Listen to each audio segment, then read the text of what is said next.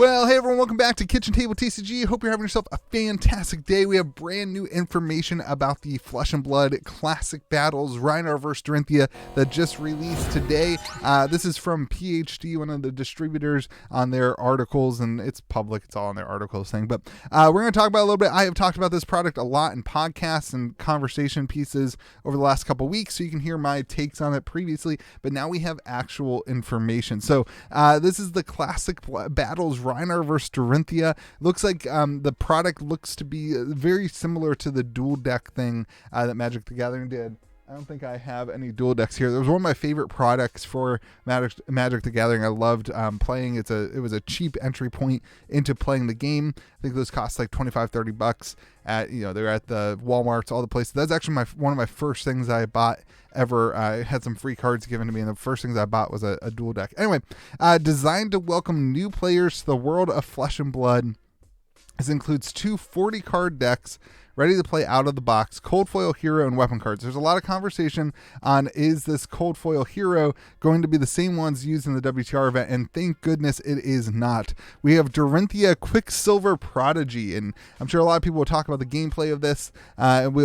People will be play testing. Really cool to see if this is better than Dorinthea or see what's going on with that. But this is a 20 life young hero. The first time Dawnblade Resplendent gains go again each turn. You may attack an additional time with it this turn. So obviously Dawnblade Resplendent is going to be one of the new weapons. And then it also looks like we get a new specialization for Dorinthea. And I'm guessing it'll be a specialization for the Quicksilver Prodigy is my take. But so a new hero card looks fun. We don't know what Dawnblade Resplendent does, so it's kind of hard to evaluate the hero. But yeah, so let's talk about this a little bit. The first thing I noticed was the MSRP at $50. I hope that the product doesn't end up being that expensive. It will all depend on what the product cost from distribution. These products for Magic were a little cheaper. It makes me wonder what's in these. Is there going to be some CNCs? Is there going to be some E-strikes?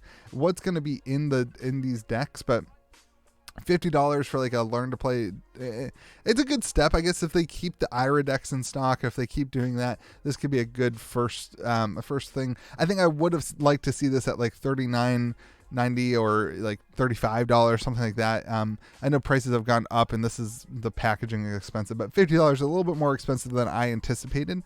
But it'll kind of depend on what happens for stores and what the stores actually sell it at. But release date is in May 7th. Each box is going to contain 2 ready-to-play 40-card blitz decks plus a hero, weapons, and equipment. Plus this illustrated mini lore booklet. And it'll be interesting to see if that's like a finished product or if it's like a actual booklet with staples in it or whatever it would be, and a quick start playmat. So really cool. I think this is a great product to have on shelves for people to get into the game with. It was really interesting. You introduced to the hero, to the world. I think that's the idea of this. Absolutely, it looks like it'll be a lot of fun to sleeve these up and to play against each other. I hope that they have tailored the deck to be really fun to just battle and to keep constructed to play against each other. It'll be really interesting to see if we do get any key reprints that a lot of people have been asking for. Your Command and Conquers, your E-strikes.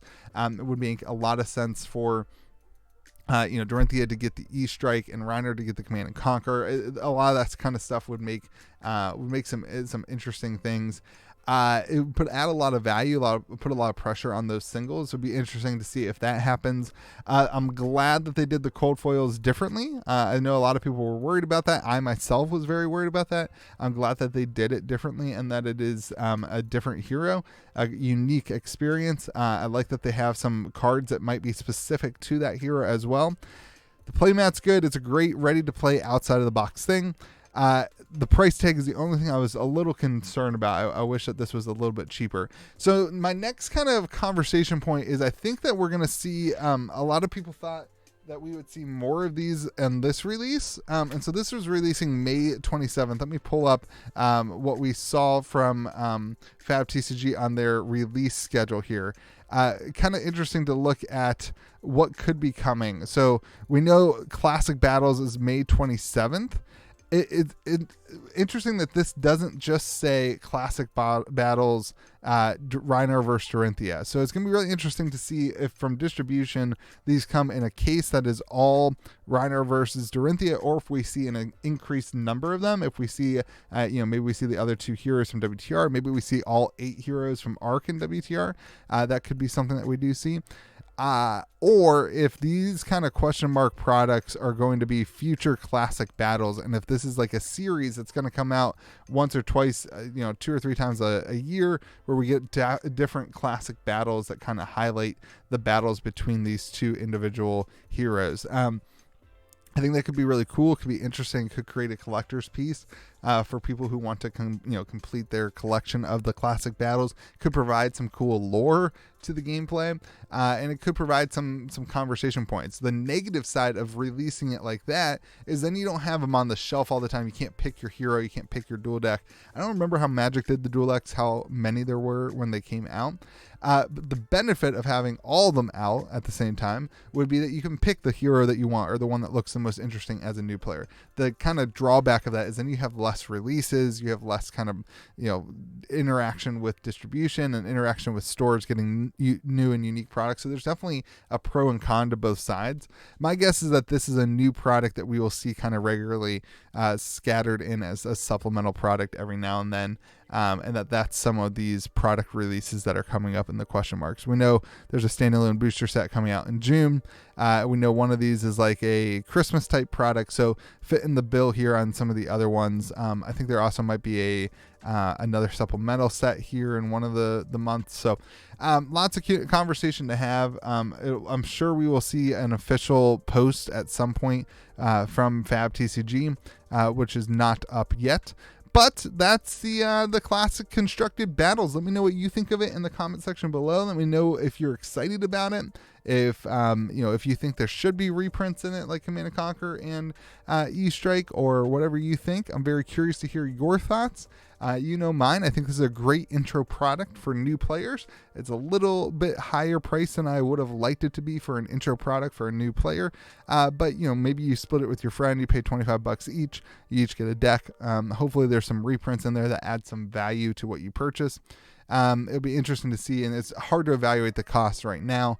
But yeah, that's it. I hope you guys have yourself a fantastic day. Remember to be kind to the people around you. We'll see you again next video.